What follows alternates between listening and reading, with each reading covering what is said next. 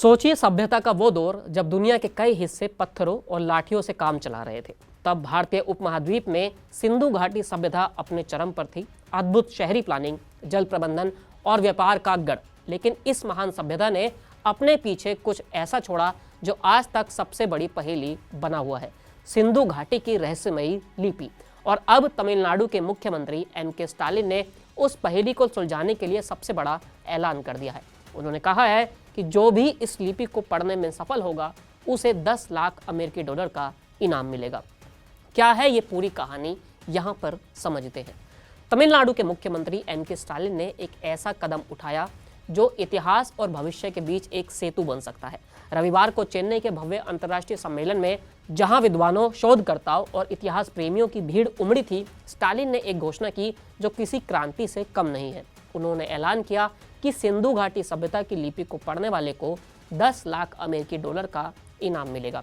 ये घोषणा सिंधु घाटी सभ्यता की खोज के 100 साल पूरे होने के उपलक्ष्य में आयोजित 3 दिवसीय सम्मेलन के उद्घाटन पर की गई। सिंधु घाटी सभ्यता, जो अपनी संस्कृति, सुनियोजित नगरीय योजना, जल प्रबंधन और कला के लिए जानी जाती है, आज भी उसकी सबसे बड़ी पहचान उसकी लिपि है।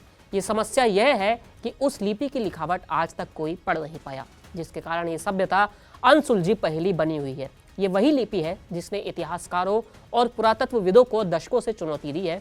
न जाने कितने सिद्धांत आए और गए, लेकिन अभी तक किसी ने ये साबित नहीं किया कि वे इस लिपि को पूरी तरह से समझ सके हैं।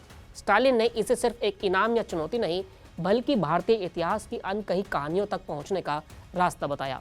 उनका मानना है कि सिंधु घाटी की लिपि को पढ़ना केवल एक रहस्य सुलझाना नहीं, बल्कि भारत की प्राचीन सभ्यता को उसकी असली आवाज़ देना है।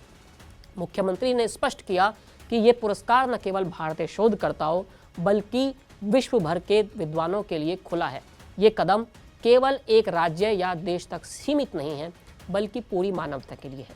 आखिरकार ये सिर्फ इतिहास की बात नहीं, ये पहचान, राजनीति और भविष्य का खेल भी है। सवाल ये है कि क्या आप इसके लिए तैयार हैं। फिलहाल इस वीडियो में इतना ही, फिर मिलेंगे नए वीडियो के साथ। शुक्रिया।